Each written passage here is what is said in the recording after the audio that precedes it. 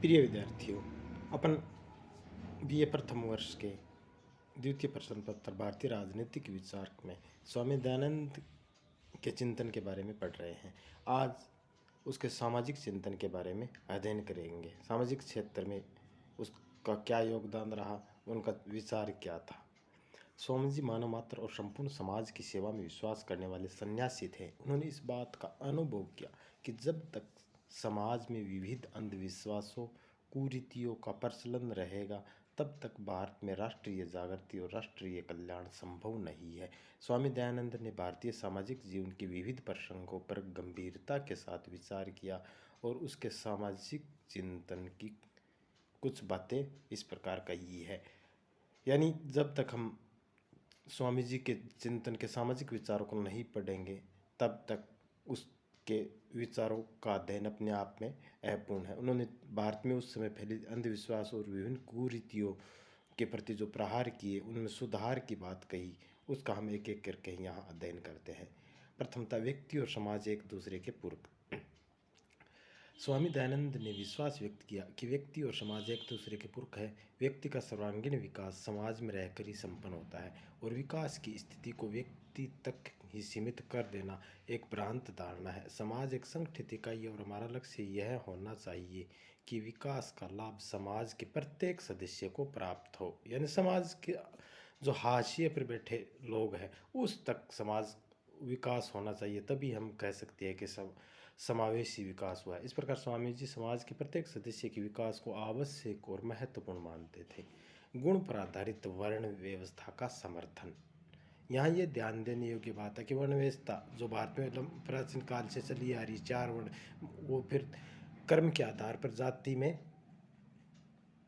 पहले वो कर्म के आधार पर थी और फिर जन्म के आधार पर जाति में बदल गई। तो स्वामी जी उस वर्ण व्यवस्था के तो समर्थक, लेकिन वो गुण पर आधारित व्यवस्था के समर्थक थे, न कि जन्म पर आधारित। स्वामी जी ने वेद में उल्लिखित वर्णाश्रम धर्म का समर्थन किया, लेकिन उन्होंने कहा कि आज की जाति व्यवस्था उस वर्णाश्रम व्यवस्था के एकदम विपरीत है जिस पर वैदिक समाज आधारित था। उन्होंने जन्म को जाति की कसौटी मानने का विरोध किया और इस बात का प्रतिपादन किया कि मनुष्य का वर्ण या जाति उसकी मानसिक प्रवृत्ति, गुण और कर्मों के अनुसार निर्धारित होनी चाहिए। उनका विचार था कि वर्ण निर्धारित करने की कसौटी जन्म नहीं, वर्ण किसी विशिष्ट कार्य को संपन्न करने की मानसिक क्षमता है। दयानंद का मत था कि मनोवैज्ञानिक तथा व्यावसायिक कसौटी पर आधारित वर्ण का सिद्धांत अनेक सामाजिक व्यावसायिक संघर्षों का समाधान कर सकता है। तो इस प्रकार उनका विचार था कि वर्ण व्यवस्था अपने आप में कोई बुराई नहीं है, लेकिन वर्तमान में जो वर्ण व्यवस्था है और जो वैदिक युग की जो वर्ण व्यवस्था है, उसमें आसमान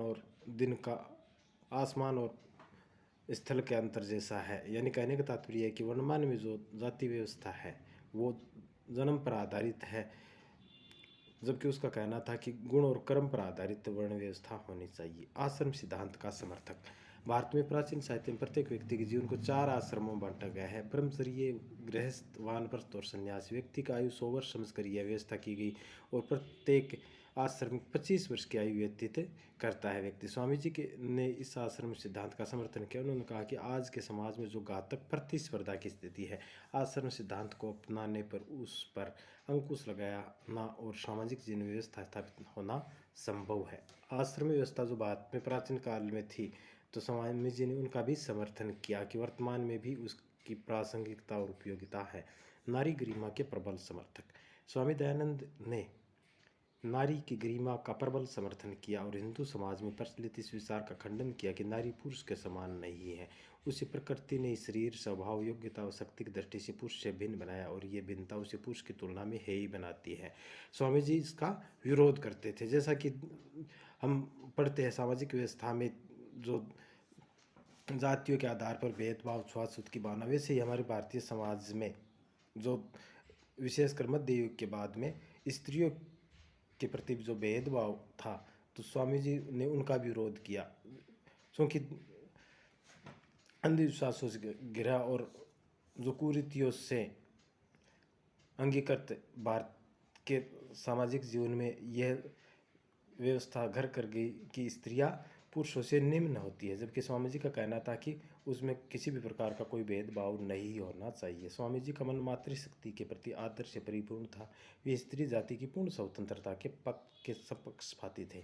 अतः उन्होंने स्त्रियों के सामाजिक जीवन पर लगे अनुचित प्रतिबंधों की निंदा की। स्त्रियों को दीनहीन दशा से ऊपर उठाने में दयानंद के ने जीवन पर्यंत कोई शिथिलता न आने दी। उन्होंने पर्दा प्रथा का विरोध किया और स्त्री शिक्षा पर बहुत अधिक बल दिया। उन्होंने अपने ग्रंथ सत्यार्थ प्रकाश में लिखा, जो तुम स्त्रियों को वेद पढ़ने का निषेध करते हो तो वह तुम्हारी मूर्खता है, स्वार्थता और निर्बुद्धिता का प्रभाव है। इस प्रकार उन्होंने स्त्री पुरुष की मूल समानता पर बल दिया। उन्होंने कहा कि स्त्री पुरुष दोनों को विवेक के अनुसार अपने जीवन साथी चुनने का अधिकार होना चाहिए। 19वीं सदी में स्त्रियों के लिए इस प्रकार के अधिकार की बात करना निश्चित रूप से क्रांतिकारी विचार था, क्योंकि 19वीं शताब्दी में स्त्री और पुरुषों के बीच में जो भेदभाव देखने को मिलता है, साहित्य में देखने को मिलता है कि किस प्रकार समाज में स्त्रियों की स्थिति पुरुषों से कितनी निम्न समझी जाती थी। तो इस समय में स्वामी दयानंद ने उनकी शिक्षा पर हर क्षेत्र में स्त्री को पुरुष के समानता दिलाने का प्रयास किया। स्त्री शिक्षा की गहरी आवश्यकता अनुभव करते उन्होंने फिरोजपुर में कन्या महाविद्यालय और मेरठ में कन्या पाठशाला स्थापित करवाने का कार्य तो अपने जीवन काल में ही किया। स्वामी दयानंद ने वस्तुतः स्त्रियों के गौरव को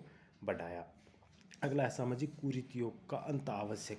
स्वामी जी का कहना था कि जो समाज में जो कुरीतियाँ हैं उनको दूर करना आवश्यक है, तभी हम राष्ट्रवाद की भावना से लिप्त हो सकते हैं या समाज में ऊपर उठ सकते हैं। स्वामी जी का निश्चित मत था कि सामाजिक कुरीतियों को दूर करने किए बिना राष्ट्रीय जागृति और राष्ट्रीय विकास संभव नहीं है। उन्होंने समाज में प्रचलित कुरीतियों को दूर करने पर बल दिया। स्वामी जी ने प्रतिपादित किया कि बाल विवाह नैतिक जीवन और शारीरिक विकास दोनों ही स्थिति के लिए घातक है। उन्होंने स्पष्ट किया कि 16 वर्ष से कम आयु की कन्या और 25 वर्ष से कम आयु का पुरुष संतान उत्पन्न करने योग्य नहीं होते, अतः किसी भी स्थिति में उनसे कम आयु का विवाह नहीं होना चाहिए। उन्होंने बाल विवाह के विरुद्ध मानसिक वातावरण तैयार करने का कार्य किया। उन्होंने अनमेल विवाह का भी विरोध किया। इस बात का प्रतिपादन किया कि सुखमय पारिवारिक जीवन तब भी संभव है जबकि स्त्री पुरुषों को विवेक के अनुसार अपना जीवन साथी चुनने का अधिकार दिया जाना चाहिए। यानी उनका कहने का तात्पर्य था कि विवाह के अवसर पर भी स्त्री और पुरुषों दोनों को अपना जीवन साथी चुनने की स्वतंत्रता होनी चाहिए। यहाँ किसी प्रकार की जाति या धर्म का बंधन नहीं होना चाहिए। इसी प्रकार उन्होंने दहेज प्रथा, बहु विवाह, विधवा विवाह निषेध, सती प्रथा, समुद्र यात्रा निषेध आदि जो समाज में उस समय कुरीतियाँ प्रचलित थी उनका भी उन्होंने विरोध किया। स्वामी दयानंद ने सामाजिक कुरीतियों के विरुद्ध केवल प्रवचन ही नहीं दिया, उन्होंने संकल्प लेकर उन्हें समाप्त करने की दिशा में आगे बढ़े। अर्थात उन्होंने केवल ये बातें सैद्धांतिक रूप से नहीं की बल्कि व्यवहारिक रूप से भी उन्होंने इस सब में सुधार करने का प्रयास किया। तो इस प्रकार सामाजिक क्षेत्र में उसका महत्वपूर्ण योगदान है। उन्होंने स्त्री शिक्षा के प्रति, स्त्री समानता के प्रति, समाज में उस समय जो जातिगत आधार पर जो भेदभाव था उसको समाप्त करने, समाज में कुरीतियों, अंधविश्वासों को दूर करने आदि हर क्षेत्र में उन्होंने सुधार की बात कही। तो आज बस इतना ही। धन्यवाद।